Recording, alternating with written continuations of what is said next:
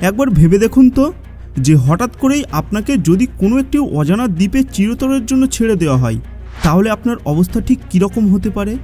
যে দ্বীপে না আপনি পর্যাপ্ত পরিমাণে খাবার খুঁজে পাবেন, আর না পাবেন পান করার জন্য সুপেয় জল, আর তাছাড়া ঝড় জল বৃষ্টির মতো প্রাকৃতিক দুর্যোগ থেকে বাঁচার জন্য নিজের পক্ষে মাথা গোঁজার মতো ঠাঁইটুকুও আপনি খুঁজে পাবেন না। এমন একটি দ্বীপে আপনি কি দীর্ঘ 15 বছর অবধি জীবিত থাকতে পারবেন?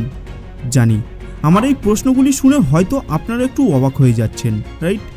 কিন্তু বন্ধুরা, আমাদের আজকের এই ভিডিওর মাধ্যমে আমরা আপনাদের যে রোমহর্ষক ঘটনাটির কথা শোনাতে চলেছি, তা শোনার পর আপনার গায়ে কাঁটা দিয়ে উঠবে।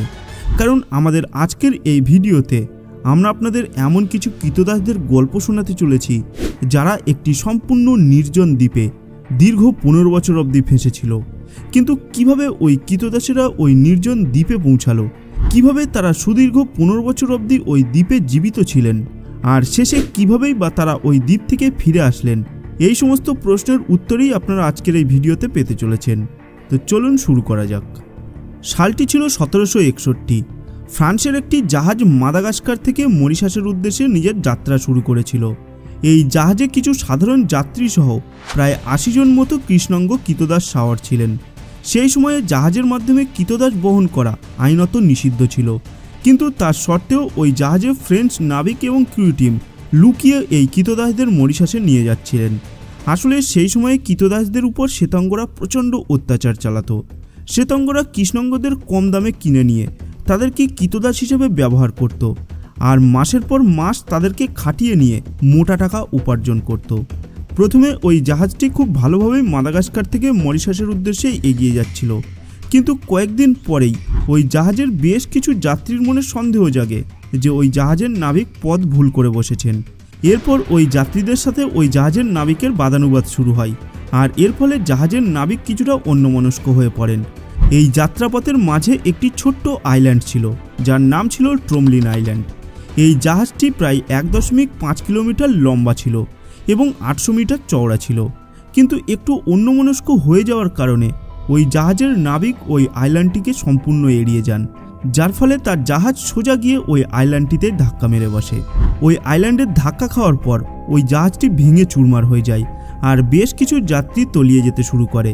কিছু যাত্রী ওই দুর্ঘটনায় প্রাণ হারালেও প্রায় 120 জন মতো শ্বেতাঙ্গ যাত্রী এবং 80 জন মতো কৃষ্ণাঙ্গ যাত্রী কোনোভাবে নিজের প্রাণ বাঁচিয়ে ওই আইল্যান্ডে চলে আসেন এবং ওখানেই আটকে যান।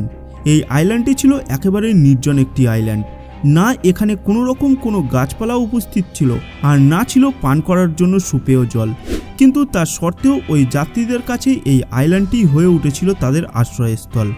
ওই জাহাজের কিছু যাত্রী বুদ্ধি করে তাদের জাহাজের খাদ্য সামগ্রী নামিয়ে নিয়েছিলেন, এবং এখন এই খাদ্য সামগ্রীই ছিল তাদের ক্ষুধা নিবারণের একমাত্র উপায়। ওই দ্বীপে সুপেয় জল লাভ করার জন্য ওই সমস্ত যাত্রীরা মিলে একটি কুয়ো খনন করেছিলেন, এবং কুয়োর জল খেয়েই তারা তাদের জীবন ধারণ করতে শুরু করেন। দেখতে দেখতে এইভাবে প্রায় 3 মাস কেটে গেল, এবং ওই জাহাজের যাত্রীরা এবার এটা খুব ভালো করেই বুঝতে পারলেন যে এইভাবে আর বেশি দিন চলা যাবে না, এবং তাদের খাদ্য সামগ্রীও ক্রমশ ফুরিয়ে আসছে। তাই এবার এই আইল্যান্ড থেকে বেরোনোর কোনো না কোনো উপায় তাদেরকে খুঁজে বের করতেই হবে।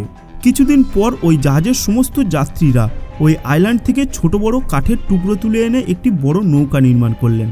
এই নৌকাটি নির্মাণ করতে সকলের সমান অবদান থাকলেও নৌকাটি নির্মাণ হয়ে যাওয়ার পর ভার্নে নামের একজন ব্যক্তি ঠিক করলেন যে প্রথমে শুধুমাত্র শ্বেতাঙ্গরাই এই নৌকাটি করে মরিশাসের উদ্দেশ্যে যাত্রা শুরু করবেন।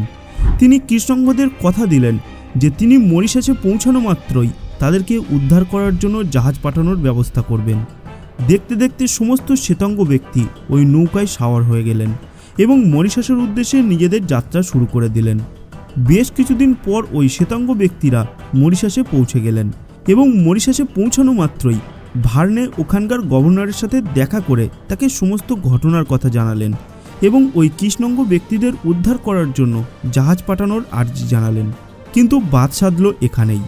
আসলে যেহেতু সেই সময় জলপথে কৃতদাস বহন করা আইনত নিষিদ্ধ ছিল, তাই গভর্নর কিছুতেই এই বিষয়ে রাজি হলেন না। তিনি ভার্নেকে জানালেন যে তারা একটি বেআইনি কাজ করেছে, আর তাই তিনি এই ঘটনার দায়িত্ব নিতে পারবেন না। আর তাছাড়া সেই সময়ে ফ্রান্স এবং আমেরিকার মধ্যে 7 বর্ষব্যাপী যুদ্ধও চলছিল, যার ফলে ফ্রান্সের আর্থিক অবস্থা অত্যন্ত খারাপ হয়ে পড়েছিল। তাই গভর্নর এক্সট্রা কোনো খরচ করতে চাইছিলেন না। তাই তিনি এই বিষয়টি নিয়ে বিন্দুমাত্র মাথা ঘামাতে রাজি ছিলেন না।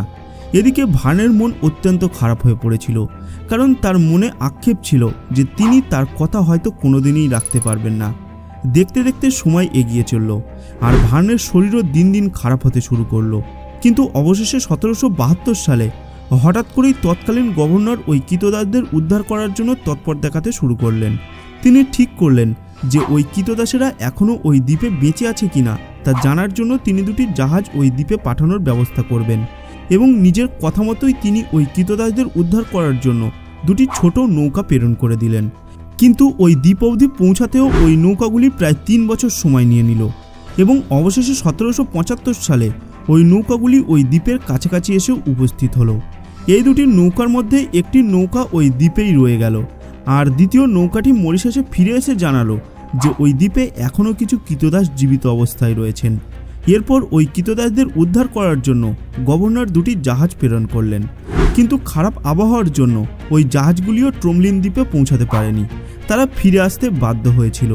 এরপর 1776 সালে ট্রমলিন নামের একজন নাবিক নিজের জাহাজে করে ওই আইল্যান্ডে এসে উপস্থিত হলেন, এবং সেখানে গিয়ে তিনি দেখতে পেলেন যে ওই দ্বীপে এখনও 7 জন মহিলা সহ একটি 8 বছরের শিশু এখনও জীবিত অবস্থায় রয়েছে, এবং এরপর তিনি ওই 8 জনকে নিয়ে পুনরায় মরিশাসে ফিরে এলেন। আর ওই নাবিকের নাম অনুসারেই এই দ্বীপটির নাম রাখা হয়েছিল ট্রমলিন আইল্যান্ড। তো বন্ধুরা, এতক্ষণ ধরে আপনারা এটা শুনলেন যে কিভাবে ওই কৃতদাসেরা ওই নির্জন দ্বীপে ফেঁসে গিয়েছিল, আর শেষ পর্যন্ত তারা কিভাবেই বা ওই নির্জন দ্বীপ থেকে পুনরায় ফিরে আসতে সক্ষম হয়েছিল।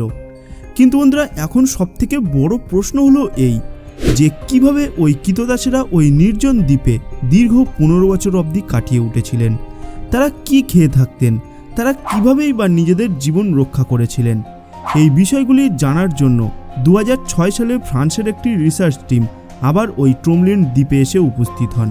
এখানে নিজেদের রিসার্চ করার সময় তারা দুটি কবর খুঁজে পান। ওই কবরগুলি পরীক্ষা করে তারা বুঝতে পারেন যে দীর্ঘ 15 বছর ধরে এখানে কাটানোর জন্য ওই কৃতদাসেরা সামুদ্রিক মাছ খেতে শুরু করেছিল। তারা কাঁকড়া, সামুদ্রিক মাছ আর সামুদ্রিক কচ্ছপ খেয়েই নিজেদের জীবন ধারণ করতেন। তাছাড়া একথা তো আপনাদের আগেই জানিয়েছি যে ওই নির্জন দ্বীপে সুপেয় জল লাভ করার জন্য তারা একটি কুয়ো খনন করেছিলেন। ওই রিসার্চ টিমের লোকেরা ওখানে একটি রান্নাঘর এবং কিছু বাসনপত্র খুঁজে বের করেন। মূলত এখানেই ওই কৃতদাসেরা সামুদ্রিক মাছগুলিকে রান্না করত। তাছাড়া ওখানে কিছু ছোট ছোট ঘরের মতো জায়গাও খুঁজে পাওয়া গিয়েছিল। ওই রিসার্চ টিমের ধারণা যে রোদ জল ঝড় বৃষ্টির হাত থেকে নিজেদের বাঁচানোর জন্য এই ঘরগুলিকে তারা ব্যবহার করত। এমনটা মনে করা হয় যে ওই কৃতদাসেরা ওই নির্জন আইল্যান্ড থেকে বেরিয়ে আসার জন্য বেশ কিছু প্রচেষ্টাও চালিয়েছিল। তারা প্রথমে একটি ছোট্ট নৌকা নির্মাণ করেছিলেন, এবং তাতে প্রায় 15 জনের মতো কৃতদাস মরিশাসের উদ্দেশ্যে যাত্রাও শুরু করেছিলেন। কিন্তু ওই নৌকাটির ঠিক কী পরিণতি হয়েছিল তা কেউই জানে না। একদিকে কিছু মানুষ মনে করেন যে ওই নৌকাটি পথ ভুল করে ফেলেছিল আর সামুদ্রিক ঝড়ের প্রকোপে পড়ে সমুদ্রের মধ্যেই তলিয়ে গিয়েছিল, কিন্তু অপরদিকে আবার কিছু মানুষ ধারণা করেন যে ওই নৌকাটি মরিশাসে পৌঁছে গিয়েছিল, কিন্তু মরিশাসে পৌঁছানোর পর তারা আর তাদের বাকি সাথীদের বাঁচানোর কোনো চেষ্টাই করেনি। যাই হোক, ওই 15 জন চলে যাওয়ার পরে সামুদ্রিক ঝড়ঝাপটা, প্রাকৃতিক দুর্যোগ আর বিভিন্ন রোগের কারণে বাকি কৃতদাসেরা ক্রমেই মৃত্যুবরণ করতে শুরু করেন। আর শেষ পর্যন্ত ওই 7 জন মহিলা আর এই 8 বছরের শিশুই ওই 80 জন কৃতদাসদের মধ্যে জীবিত ছিলেন, যাদেরকে পরে এই ট্রমলিন আইল্যান্ড থেকে উদ্ধার করা হয়। তো বন্ধুরা, আজকের ভিডিওটি এই পর্যন্ত। আজকের এই ভিডিওটি আপনাদের কেমন লাগলো তার নিচে কমেন্ট বক্সে কমেন্ট করে জানাতে ভুলবেন না। আর যদি ভিডিওটি ভালো লাগে ভিডিওটিকে লাইক করার সাথে সাথে নিজের বন্ধুদের সাথেও শেয়ার করে দেবেন। দেখা হবে পরের ভিডিওতে।